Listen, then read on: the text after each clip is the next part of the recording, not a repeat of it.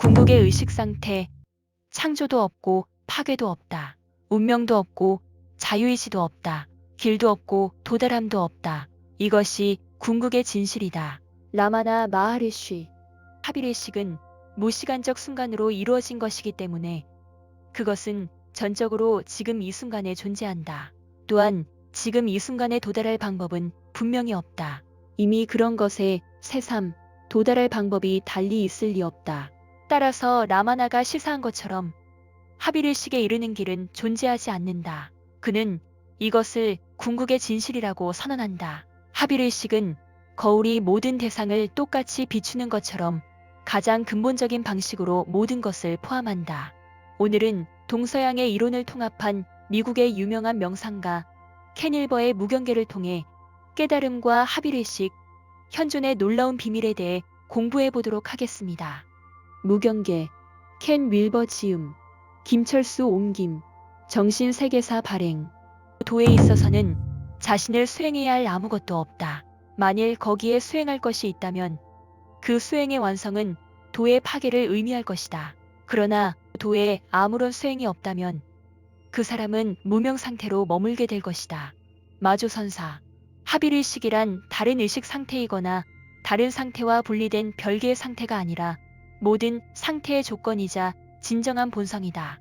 만일 합일의식이 다른 상태와 별개의 것이라면, 예컨대 지금 이 순간의 자각과 다른 것이라면 그곳에는 자신의 현재 자각과 합일의식을 분리시키는 어떤 경계가 있음을 의미할 것이다. 그러나 합일의식에는 그 어떤 경계도 없다. 즉, 그것을 다른 그 무엇으로부터도 분리시키는 것은 아무것도 없다.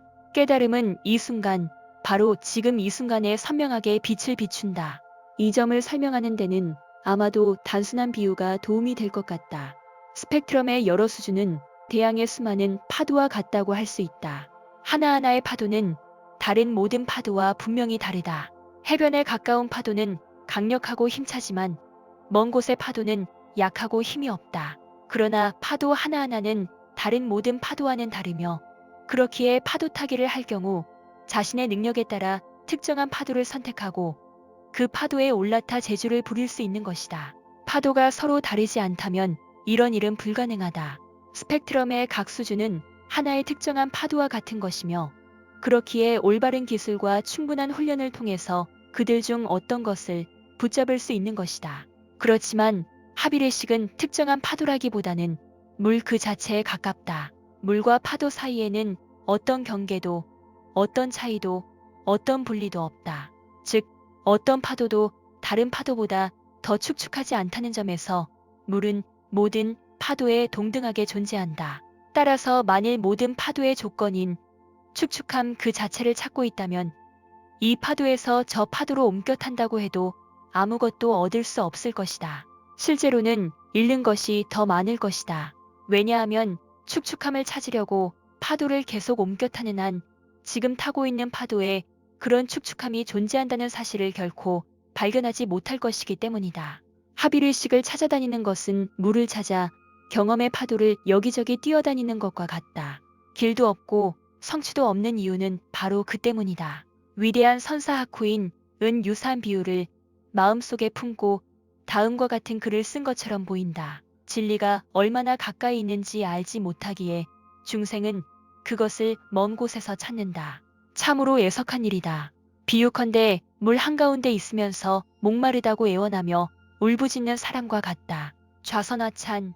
이렇게 해서 우리는 엄밀히 말해 왜 합일의식에 이르는 길이 없는지 그 이유를 비로소 알 수 있게 된다. 합일의식이란 잡다한 경험들 중 특별한 경험이 아닐 뿐만 아니라 작은 경험에 대비된 큰 경험도 아니며 두 개의 파도를 대신하는 하나의 파도 역시 아니다. 오히려 있는 그대로 현재 경험의 모든 파도가 곧 합일의식이다. 그러니 어떻게 현재 경험에 접촉할 수 있겠는가? 그곳에는 현재 경험 이외에는 아무것도 존재하지 않는다. 따라서 늘 있는 그것에 이르는 길이 달리 있을 리 없다. 만일 당신이 이미 물속에 있다면 축축함에 달리 이룰 수 있는 길은 없다. 진정한 현자들이 절대에 이르는 길은 없다. 합일의식을 획득할 방법은 없다고 주장하는 것은 이런 이유 때문이다. 힌두교의 현자 샹카라는 브라마는 곧 그 사람 자신이지. 그 사람에 의해 획득되는 무언가가 아니다 라고 말한다. 불교의 황벽선사는 얻을 아무것도 없다는 말은 괜한 말이 아니다. 그것은 진실이다 라고 말한다. 기독교 신비가인 에크하르트는 그대는 심상 없이 또한 수단 없이 하나님을 알게 되리라고 말한다. 현대의 현자인 크리슈나무르티는 진리는 가까이 있다. 진리를 찾으려 할 필요는 없다. 진리를 찾는 자는 결코 그것을 발견하지 못할 것이다 라고 말한다. 에크하르트가 말한 것처럼 궁극에 이르는 수단은 없다. 아무런 기법도 길도 없다.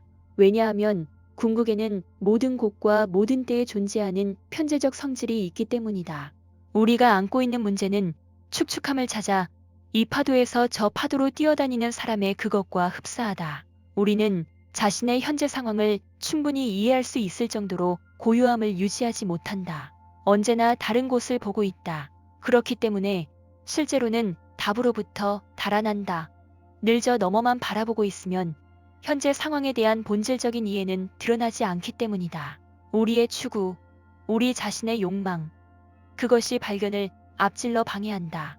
간단히 말해서 우리가 찾고 있는 열쇠를 쥐고 있는 것은 언제나 바로 이 현재 경험임에도 불구하고 우리는 언제나 현재 경험으로부터 달아나고 있다는 것이다.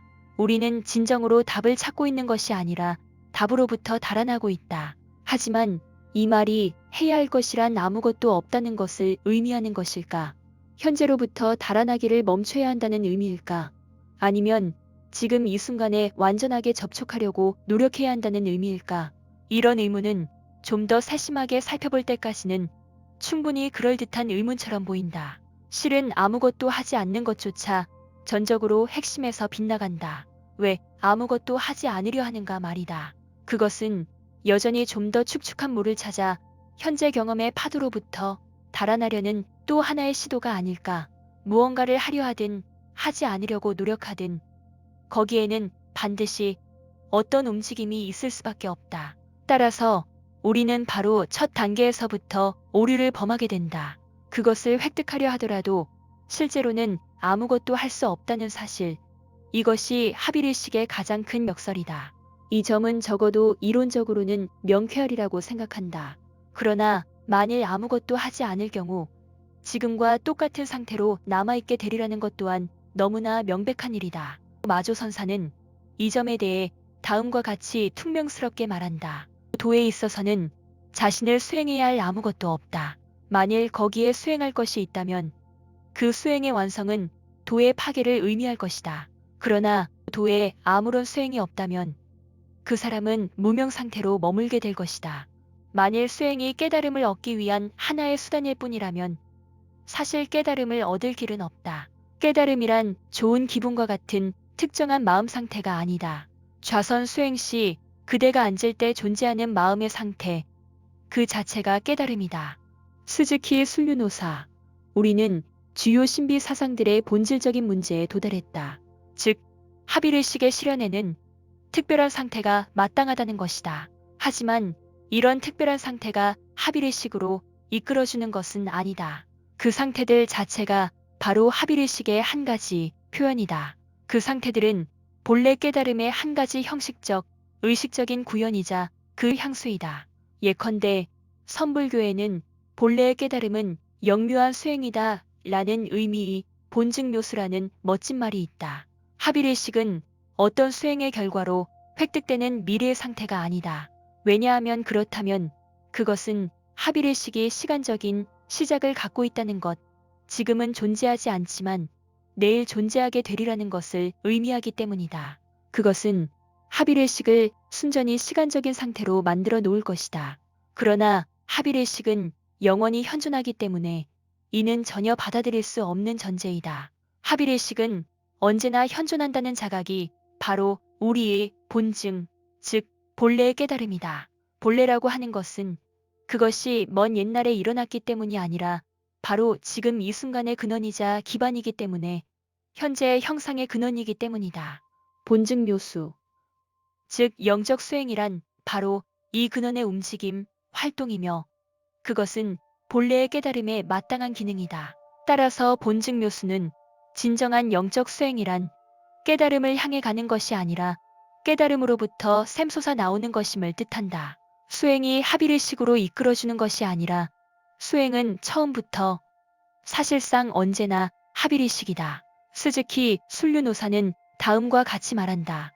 만일 수행이 깨달음을 얻기 위한 하나의 수단일 뿐이라면 사실 깨달음을 얻을 길은 없다. 깨달음이란 좋은 기분과 같은 특정한 마음 상태가 아니다.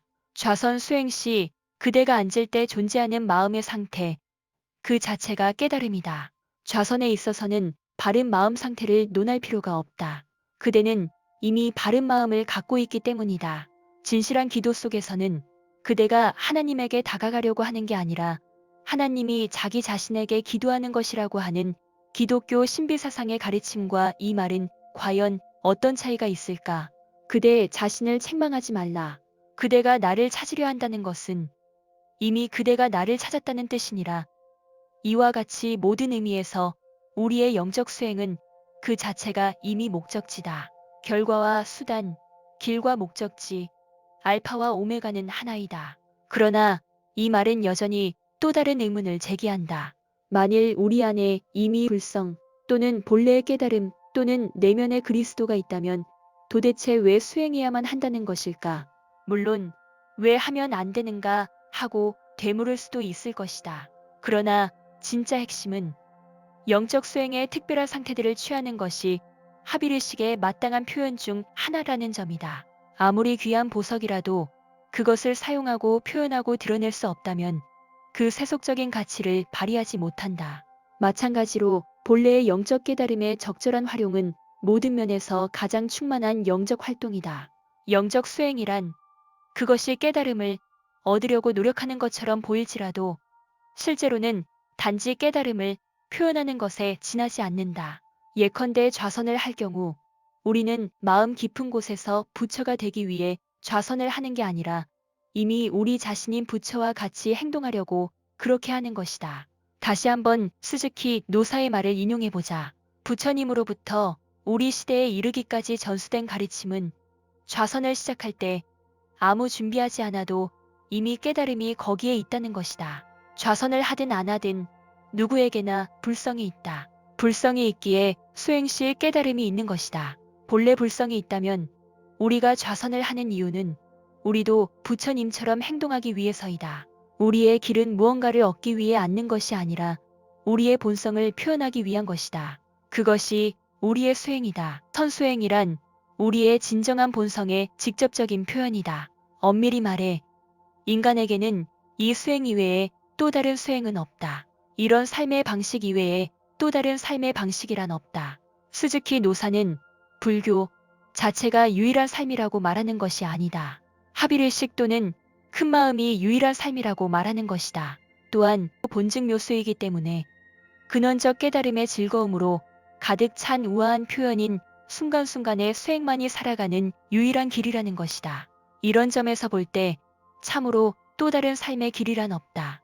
다른 길이 있다면 그것은 무수한 고통의 길뿐이다.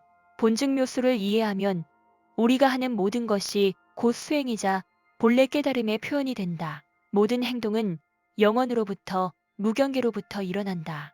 또한 그것은 그 자체로 모든 것의 완벽한 표현이자 자발적인 표현이다. 단지 좌선, 찬송, 예배, 진언명상, 경전암송, 성경 봉독뿐만 아니라 접시 닦기부터 세금 내기에 이르기까지 우리가 하는 모든 것이 이미 수행이며 기도가 된다. 접시를 닦으면서 본래의 깨달음을 생각하기 때문이 아니라 접시 닦기 자체가 본래의 깨달음이기 때문이다. 그렇다면 영적 수행의 특별한 상태에 몸을 맡길 경우 합의의식 수준의 목적을 둔 요법이라면 어느 것을 해도 좋을 것이다. 좌선이든 진언명상이든 그리스도나 스승을 통한 신에 대한 헌신이든 또는 특수한 관상법이든 어느 것이라도 좋다. 이 짧은 한 장의 지면에서는 이런 영적 수행법들 중 어느 한 가지도 제대로 요약하는 일이 불가능하다. 영적 수행의 특별한 상태들의 몸을 맡기면 확실하고 분명한 한 가지 사실을 깨닫게 될 것이다. 어느 누구도 합의의식을 원하지 않는다는 당혹스럽지만 틀림없는 사실이 그것이다. 실제로 우리는 언제나 합의의식에 저항하고 신을 피해 달아나며 도와 싸우고 있다. 언제나 끊임없이 파도 옮겨타기를 하고 있으며 현재 경험의 파도에 계속해서 저항하고 있다.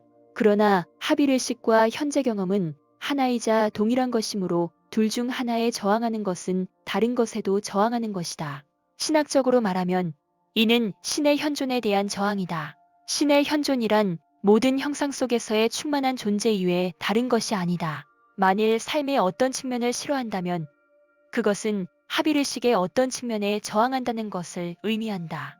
자신도 모르게 그럴는지는 몰라도 우리는 적극적으로 합의의식에 저항하고 그것을 부정한다. 자신도 모르게 하고 있는 이와 같은 저항을 이해하는 것이야말로 깨달음의 궁극적인 열쇠이다. 끝까지 시청해주신 여러분께 감사드리고 이번에 저의 채널에서 여러분의 그동안 꾸준한 성원 덕분에 채널 멤버십 프로그램을 개설하게 되었습니다.